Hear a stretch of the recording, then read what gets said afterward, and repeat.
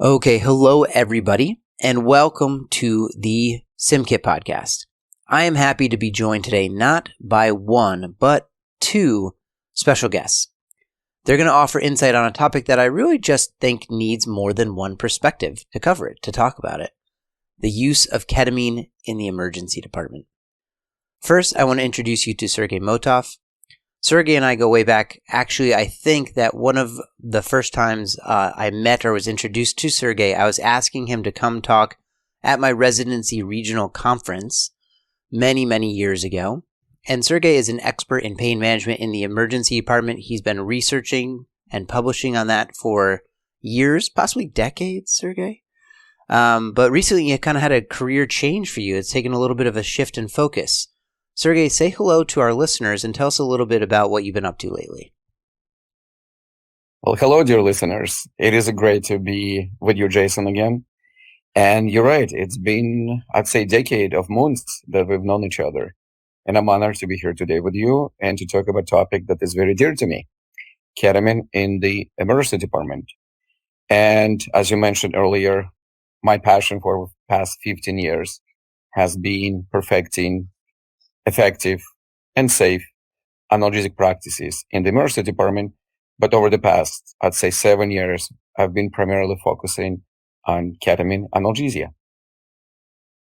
Fantastic. So a great person to have involved in this conversation today. And we're certainly going to talk about ketamine and its use in pain. We're also going to be talking about the full spectrum of its use.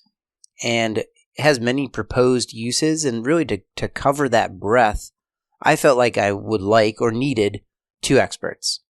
So I called upon our friendly ED toxicologist, addiction medicine specialist, Ryan Marino. Ryan, thank you for joining us today and tell the listeners a little bit about yourself. Yeah, thanks for having me, Jason. Good to be here with you and Sergey. I am an emergency physician and toxicologist and addiction doc in Cleveland, Ohio. I am a big fan of ketamine in multiple indications, and always happy to talk about dosing of medications, receptors, all of that nerdy toxicology stuff. Excellent. We want you to get as nerdy as you so choose in this podcast about ketamine or in general. But yeah, let's sort of start and go through the spectrum if we can. And in the show notes, we will have sort of information about the dosing ranges, and this spectrum of ketamine use and its what effects it has on a patient as you get to higher and higher doses. So as we mentioned in the beginning, we're going to start kind of in the pain realm. In the emergency department, I see myself and many others kind of having this line in the sand that we create artificially. We give acetaminophen, maybe we give our favorite NSAID, we'll toss that out like candy. I feel like sometimes it should just be in the water or the ginger ales that we're giving patients, right? But when they need something more, then we really start to think. Sort of put on, move from that type 1 to type 2 thinking about how we should treat this patient's pain. Typically, folks are thinking about opioids first at this point would be my argument. My question for you guys, and Sergey, I'm going to let you lead a little bit, I think, is when is ketamine the right choice for pain control in the emergency department? Terrific questions. To make it very simple, because myself and probably Ryan, with our passion for ketamine is always the right choice when it comes to analgesia. But, versatility and uniqueness of ketamine, which can be given as an adjunct to pretty much anything we use, to acetaminophen, to NSAIDs, to opioids, to nerve blocks, you name it, we use it. Or it can be used as a single entity. So it's easier for me to say when I probably would not be using ketamine. And frankly, only one thing pops in mind is that if patient may have a true allergy to it, which after 20 years of practice in emergency medicine, I'm still yet to see a patient with true allergy to ketamine. And me personally, I'm very cognizant of the fact that I do not really use ketamine on pregnant patients presenting with acute painful conditions. Other than that, if patient's presentation warrant a variety of analgesics and you want to use an opioid or NSAID and want to adjunct something to it, ketamine is a way to do it. Fantastic. Simple answer. If they don't have an allergy and they're not pregnant and you want to augment your sort of standard fare analgesics, ketamine is an option in your mind, Sergey. Ryan, what about you? Yeah, I would defer to Sergey. He really is the expert on this topic, but I agree with what he said. I think pain is such a spectrum. The person who comes in with a sprained ankle is very different than the person who comes in with a gunshot to the chest. But there is just such a broad spectrum, and the fact that everyone responds differently to the interventions that we use, I think that we oftentimes think of certain things as being too extreme, or some things don't work, and it really is kind of just striking that balance, where we can give people, maybe they need a couple different things, maybe we need to escalate, but ketamine is a great option, and it shouldn't really be limited in the emergency department just because of its really nice pharmacologic profile that works well in kind of the acute care setting like that. And so with those ideas in mind, let me push you guys a little further, because the general sentiment is that it can be used really on anyone so long as they don't have true contraindications. Coming back to you, Sergey, what sort of patient characteristics make ketamine the ideal analgesic for a patient? Well, if we discount what we've talking about, obviously allergy and being pregnant, and another option is when somebody's in a dire stress situation, to have traumatic hemorrhagic shock, obviously they're in pain, but resuscitation takes over, you may properly postpone or avoid ketamine altogether. Sure. But in a practical way of saying this, I've seen the situations when patients in front of you, because now we're focusing on patient-specific pain syndrome targeted approach to managing their painful syndrome. If you believe that patients, let's say opioids, may not be beneficial, the risk of having adverse effect will outweigh the benefit of giving this analgesia. They may have contraindication to opioids. Same with non-steroidal anti-inflammatory medication, a variety of reasons. That's what ketamine comes into the play.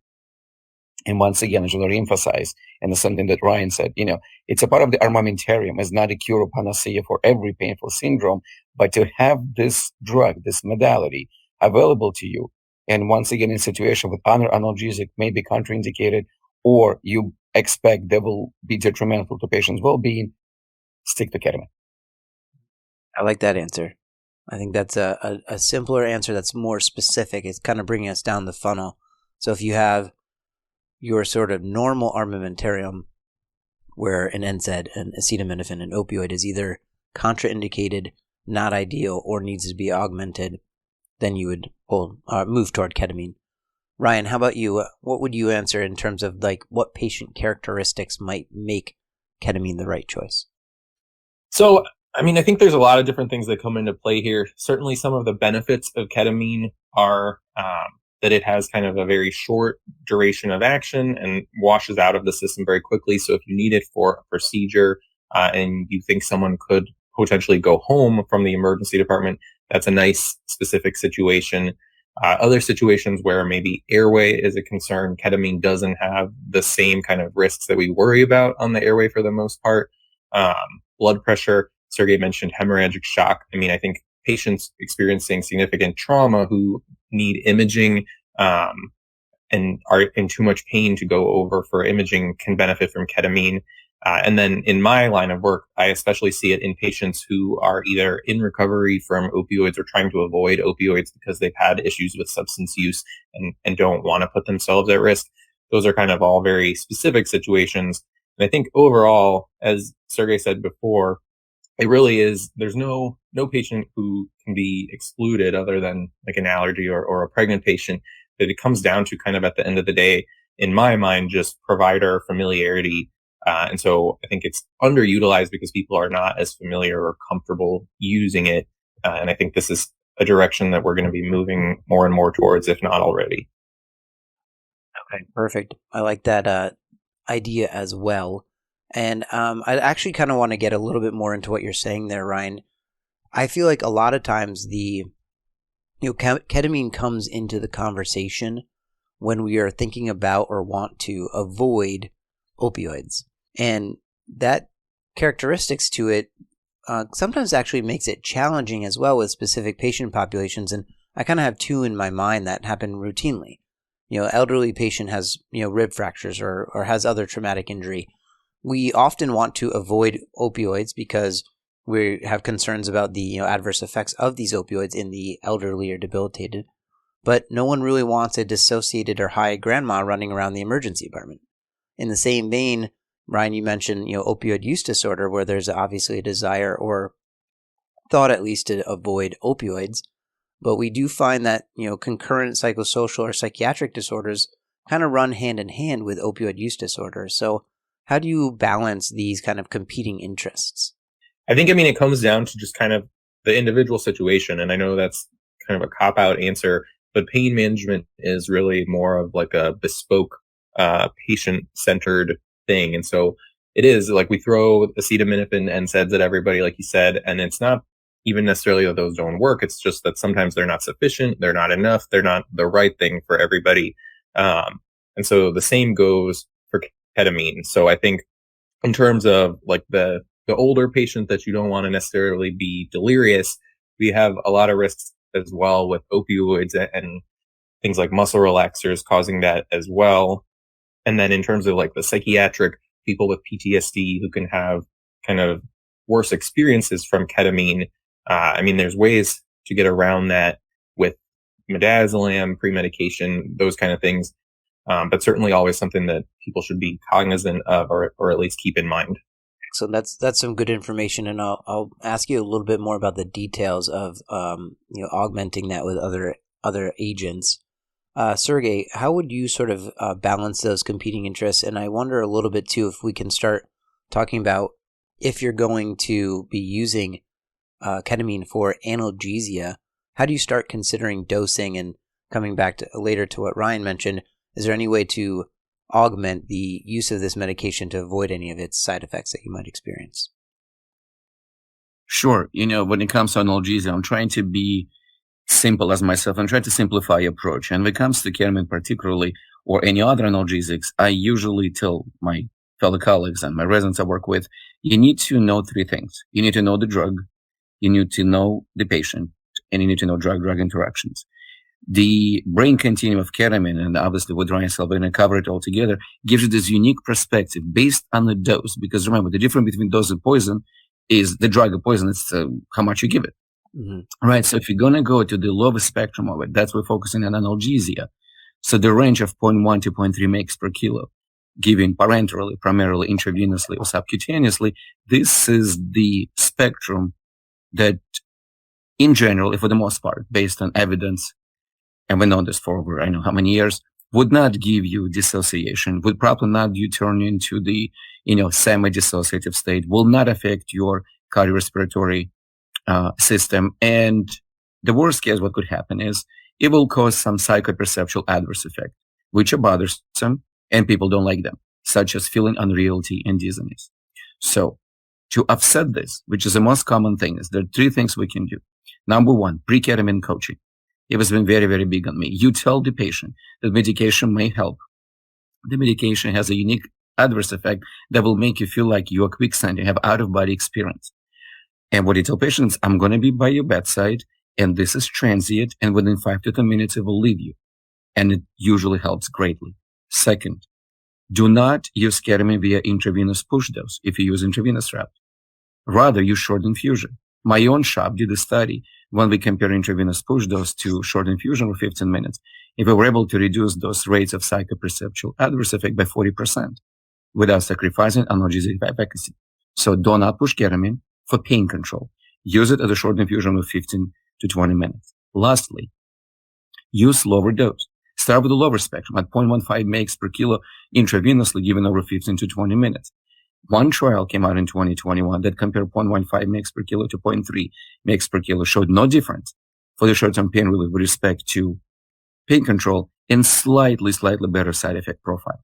So here you go. Should you choose intravenous route, do the pre-ketamine coaching, use short infusion, and you can start with the lower spectrum of the dose because you can always give more. It's very hard to take less after giving more. I love it. 3 usable pearls.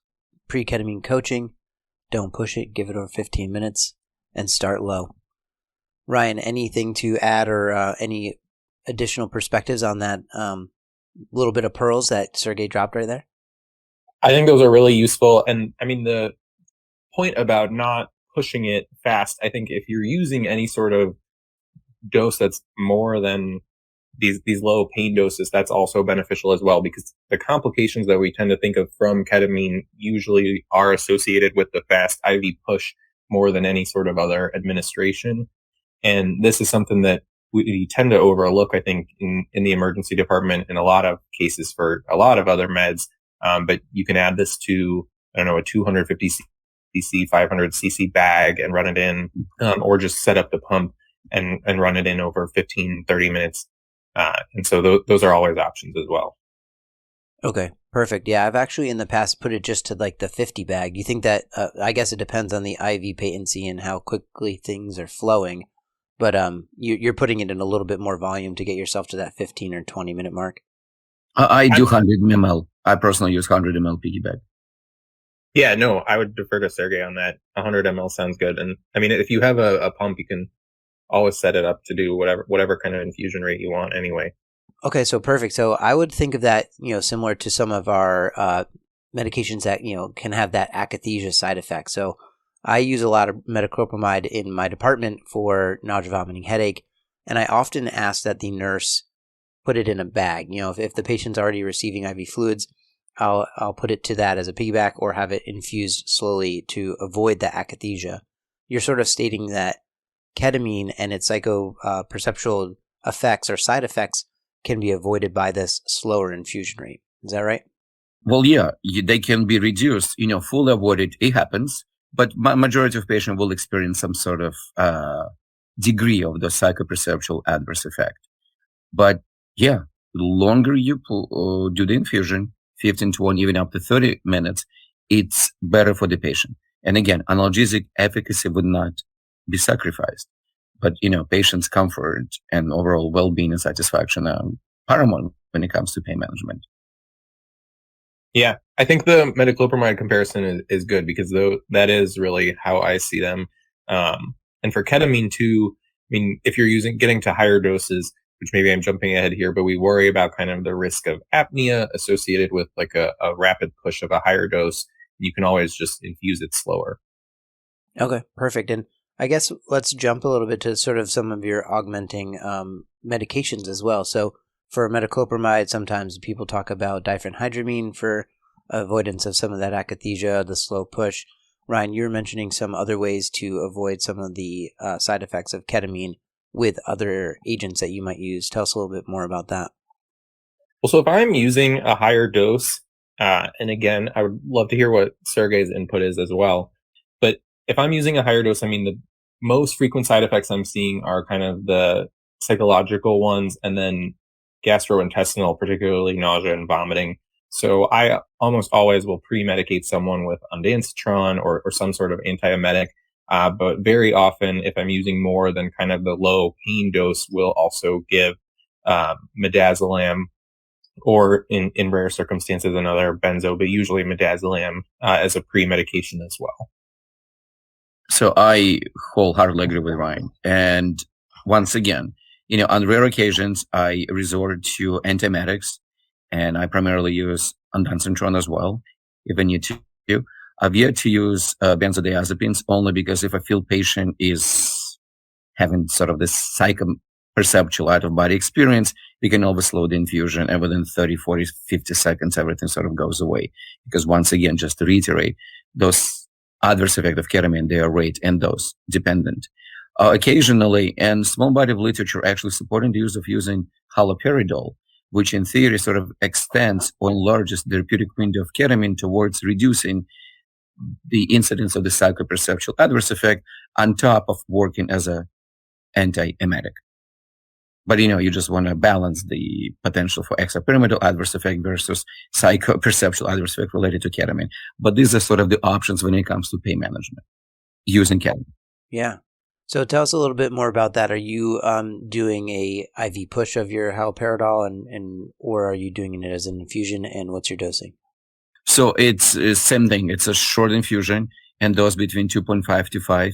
Mm-hmm. If I believe primarily I use this mostly for patients with exacerbation of chronic painful conditions, and occasionally, particular entity patient with a cannabis-induced hyperemesis syndrome presenting with intractable nausea, vomiting, and severe abdominal pain. Sure. I think haloperidol ketamine combination, it kind of works wonders. You cover all the receptors and you cover all the sort of pathophysiology behind the symptoms, and it works.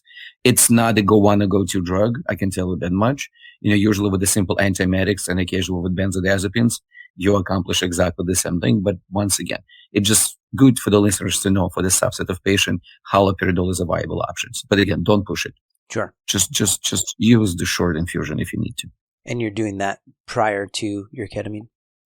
All simultaneously. At times prior to it, if you can, if time permits, and if patient's painful syndrome warrant at least gives you maybe additional 5 or 10 minutes break, yes. I may start with the haloperidol and then go full throttle with sub-dissociative, aka low-dose ketamine analgesia for this very patient. Okay. Perfect. And so I just want to pin down some of these numbers as well, because we talked about, we're going through the spectrum, and we talked about dosing of 0.1 to 0.3 milligrams per kilogram. That is our dose range. I want to talk a little bit about special circumstances and see if that affects that range or where you land in there a little bit. First, I'll say elderly. We talked a little bit about the use of ketamine for painful conditions in the elderly as a nice alternative to opioids. In these patients, my go-to is 0.15 milligrams per kilogram. How are you guys dosing your ketamine for analgesia in the elderly patient? So if I may, I just wanted to reiterate one thing. That dosing that you mentioned, Jason, 0.1 to 0.3 mg per kilo, it's particularly geared towards intravenous route or subcutaneous route.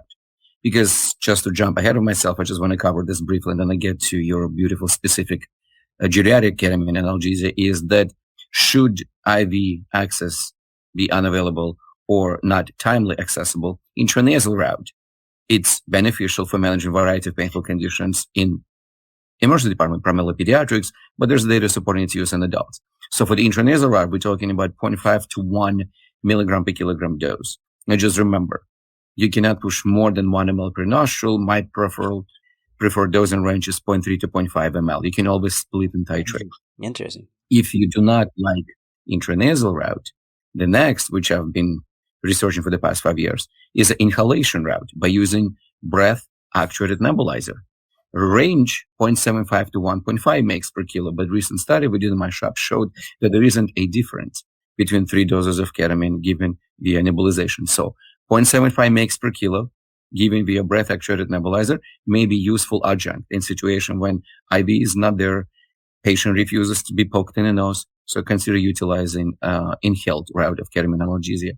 Lastly, data is not quite there yet. Oral ketamine has a very poor bioavailability, and I hope Ryan will support me on this one. But despite this, it's still fairly effective analgesic. Data comes from the literature in patients with burn and post-surgical amputation surgeries. And for this reason, we use injectable ketamine because oral ketamine is not neither approved or available in the United States in the form of tablet caplet as FDA goes. But you can use injectable form of ketamine from the vial and put in a cup and range between 0.25 to 0.5 milligram per kilogram given orally. Just add a little sugar to it or oral sweet because ketamine tastes fairly bittery. I tried it and it's really, really bitter taste. So this is just overview. What are the routes in dosing? And I never put in the show notes. Should you not have an IV, there's subcutaneous route, which is exactly the same as an IV. There's intranasal route, there's an nebulized route, and there's the oral route. Now, geriatrics, same principle. Know the drug, know the patient. That's what the drug-drug interaction and the physiology comes into the play. I'm a big proponent of starting lower range and add as I need to. But we did a study on geriatric patient by giving him 0.3 mg per kilo. Problem is we use an intravenous push dose, and 87% of those patients were very unhappy with respect to feeling of unreality, but none of them had serious adverse effect that required either airway maneuver, airway repositioning, benzodiazepine administration. So technically, you can do at 0.3 mg per kilo over 15 to 20 minutes, but to be safer, start at 0.15. See how they do. And if they do well or they need more, just give another 1.5.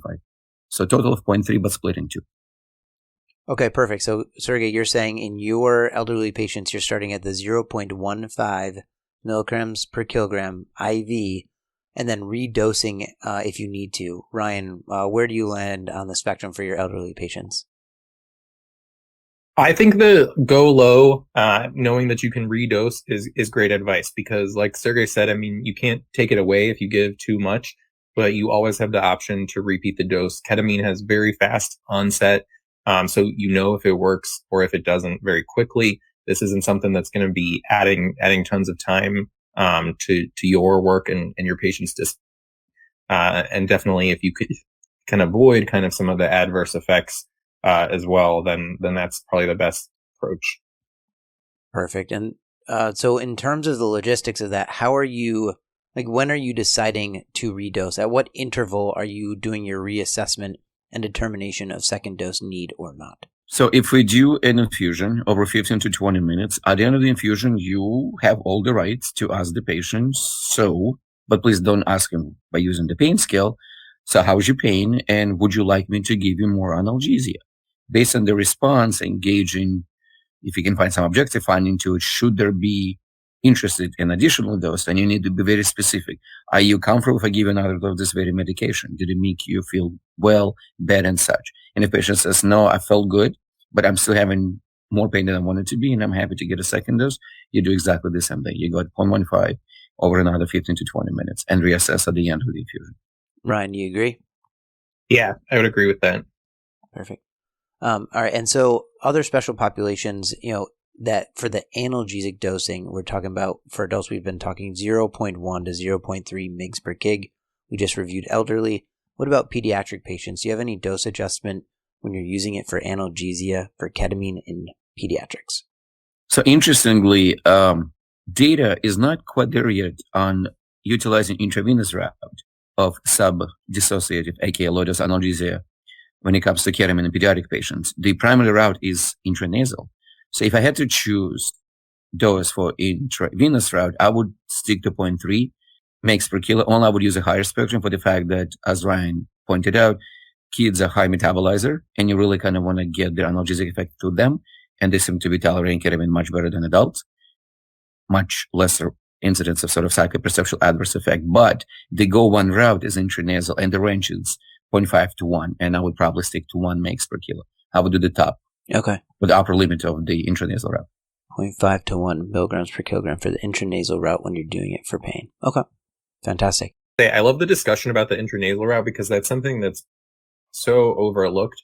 And in patients who have any sort of limitation in establishing IV access, I mean, it is well studied. It is an effective way to administer ketamine.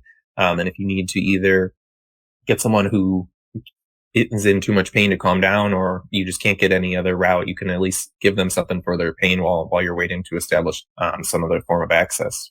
That's a perfect point. And I think that, like you said, especially, pediatric patients, if you don't work in a pediatric ER, getting that IV, it can take a long time. In patients, when you talked about opioid use disorder, getting that point of access, it can take a while. And so, to your point, Ryan, thinking about these other routes, and Sergey, thank you for that great review of the different means of delivering this fantastic medicine, and intranasal, nebulized. We talked about IV, and we'll talk a little bit more when we get further down the spectrum about intramuscular as well. In terms of our special populations, just the last sort of areas to consider. Are you guys dose adjusting your ketamine for analgesia if someone's already gotten lots of opioids? Say they have an acute fracture, or they have something that's incredibly painful. They've gotten morphine, and then they've gotten more morphine, and then they got hydromorphone, and now, okay, well, we haven't controlled their pain with these opioids. Let's use ketamine. Does your dose adjustment, is it affected by the prior administration of those medicines? For me, I would say no. And I mean, this is something that I think is one of the situations where ketamine is probably most frequently used in the emergency department, and is a great time to consider using ketamine when you've given someone kind of all of your other more typical analgesics, and especially have kind of given one or more doses of opioids and are not getting any sort of relief. And the nice thing about ketamine is because it's acting on a totally different receptor system, you don't have to worry about any sort of significant potentiation or risk of kind of concurrent adverse effects. But you can kind of hit a different receptor and see if maybe that'll help more for pain. And especially in the patients I see who have like opioid tolerance, or just trying to avoid opioids, but people who maybe won't respond to typical doses usually don't have the same kind of tolerance at their NMDA receptors that ketamine would act on as they would at their opioid receptors. I agree with Ryan. I do not change the dose I love how Ryan Lakella put it together. I do the same dosing. I do the upper range of 0.3 mg per kilo. and I do short infusion to it because it's probably the safest medication in the setting of opioid on board. I would just emphasize that should there be a concern for, again, psychoperceptual adverse event related to ketamine analgesia, in you entertaining the idea to use benzodiazepine, just be cognizant of the fact that if patient receive lots of opioids on board, combination of opioids and benzodiazepines may not be entirely kosher for some subset of patients who might have predisposition to have respiratory compromise. So for that reason, rather just extend the infusion from 15 minutes to 30, even to 45. And everybody's going to be happy. That's a great point too, because I think we oftentimes do forget that what medications can interact. So if you are giving your ketamine with the opioids because it's going to be a safe alternative, if you give the benzo with it, then you're kind of setting up a whole new situation, and the benzo plus the opioid is a problem. So I did really like how Sergey mentioned the use of haloperidol or some sort of dopamine antagonist instead.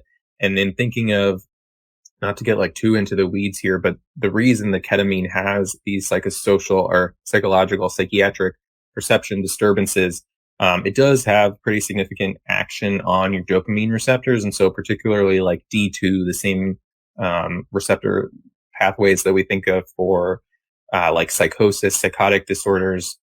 And in terms of just some medical history, ketamine was developed and still carries the label of a general anesthetic because it was one of the first anesthetics, but it replaced PCP, which was the standard anesthetic, or phencyclidine, which is now only known as like a street drug or drug of abuse.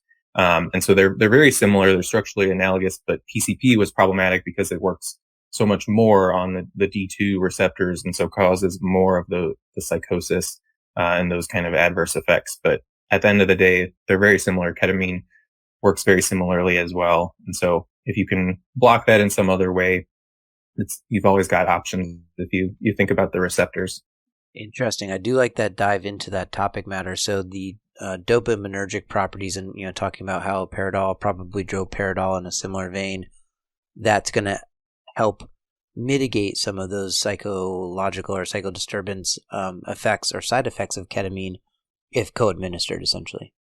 Theoretically, I don't think I can say that definitively, but that is the thought, and definitely given the similarities to PCP, that is considered to be the quote unquote problem with PCP, why we don't use it in medicine anymore. Yeah, that's fair to say. Things can make sense on paper or in terms of an anatomy analysis of them, but we don't have the data, as I understand it, to definitively say that's going to work certainly 100% of the time. But it's often your guys' practice to consider some of these adjuncts to avoid some of the side effects from the ketamine itself. Fantastic. Okay, that is all for part 1 of this podcast on ketamine for pain. Please join us for part 2, where we talk about ketamine for procedural sedation, RSI, and chemical takedowns.